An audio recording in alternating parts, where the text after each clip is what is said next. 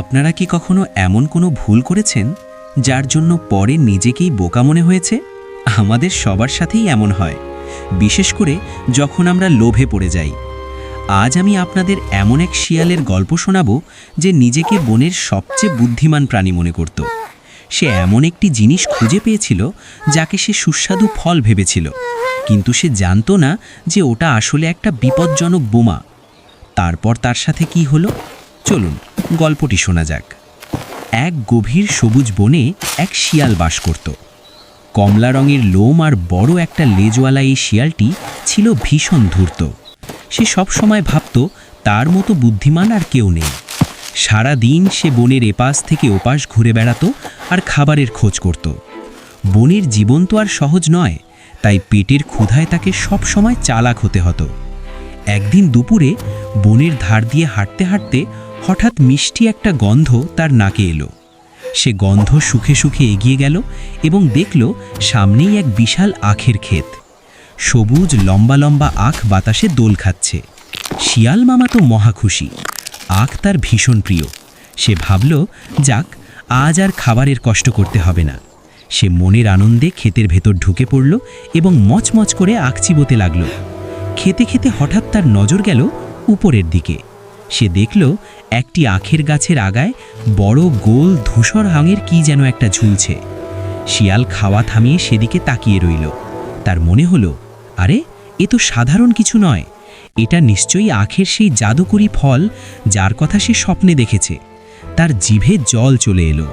সে ভাবল, আখের রস যদি এত মিষ্টি হয় তবে এর ফল না জানি কত সুস্বাদু হবে।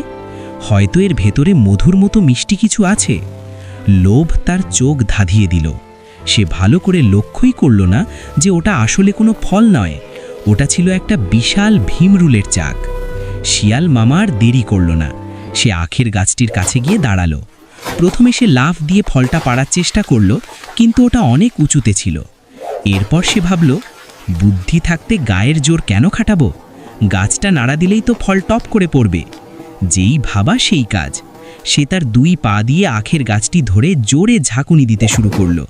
কিন্তু ফল তো পড়লই না, উল্টো ভেতর থেকে অদ্ভুত একটা ভন ভন শব্দ শোনা গেল। কয়েকটা ভীমরুল চাক থেকে বেরিয়ে এলো। তারা খুব রেগেছিল, কারণ কেউ একজন তাদের ঘর ভাঙার চেষ্টা করছে। শিয়াল কিন্তু তখনও বুঝতে পারেনি বিপদ আসন্ন। হঠাৎ একটা ভীমরুল সোজা উড়ে এসে শিয়ালের নাকে হুল ফুটিয়ে দিল।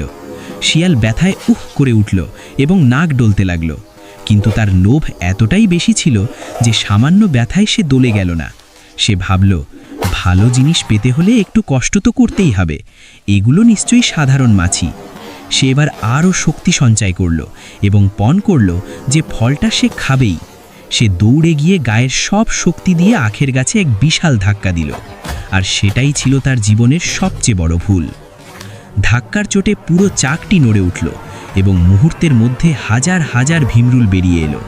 তারা কালো মেঘের মতো শিয়ালকে ঘিরে ধরল। শিয়াল ভয় কাঁপতে লাগল। সে বুঝতে পারল ওটা কোনো সুস্বাদু ফল নয়, ওটা ছিল সাক্ষাৎ যমদূত। ভীমরুলের দল তাকে বৃষ্টির মতো হুল ফোটাতে শুরু করল। তার কানে, পিঠে, লেজে কোথাও বাকি রইল না। শিয়াল তখন জান প্রাণ নিয়ে দৌড়াতে শুরু করল। সে ঝোপঝাড় ডিঙিয়ে কাদার উপর দিয়ে দৌড়াতে লাগল, কিন্তু রাগী ভীমরুলেরা তার পিছু ছাড়ল না। ব্যথায় চিৎকার করতে করতে সে বনের শেষ প্রান্তে এক ঘন কাঁটা ঝোপের ভেতর গিয়ে লুকালো। ভীমরুলেরা কিছুক্ষণ বাইরে ভন ভন করে শেষে ফিরে গেল। শিয়াল সারা রাত ওখানেই ব্যথায় কাতরাতে লাগল। পরদিন সকালে যখন শিয়াল ঝোপ থেকে বেরোলো, তাকে আর চেনা যাচ্ছিল না। তার সুন্দর মুখটা ফুলে ঢোল হয়ে গেছে, চোখ দুটো ছোট হয়ে গেছে, আর সারা শরীরে লাল চাকা চাকা দাগ। সে খুঁড়িয়ে খুঁড়িয়ে হাঁটছিল। আখের ক্ষেতের দিকে তাকিয়ে সে দীর্ঘশ্বাস ফেলল। সে বুঝল, অতিরিক্ত লোভ আর নিজেকে বেশি চালাক মনে করার ফল ভালো হয় না। নিজের বোকামি ঢাকতে সে বিড়বিড় করে বলল, যাক বাবার, ওটা নিশ্চয়ই টক ছিল। আমি মাংসাশী প্রাণী, ফলমূল আমার না খেলেও চলবে। কিন্তু মনে মনে সে ঠিকই শিক্ষা পেল যে চকচক করলেই সোনা হয় না, আর ঝুললেই সেটা ফল হয় না। বন্ধুরা, এই ছিল আমাদের বোকা শিয়ালের গল্প। অতি লোভে যে তাঁতি নষ্ট তা তো আমরা জানি, কিন্তু অতি লোভে যে শিয়ালেরও মুখ নষ্ট হতে পারে তা আজ দেখলাম। গল্পটি যদি আপনাদের ভালো লেগে থাকে আর শিয়ালের এই দশা দেখে আপনাদের হাসি পায়, তাহলে অবশ্যই ভিডিওটিতে একটি লাইক দেবেন।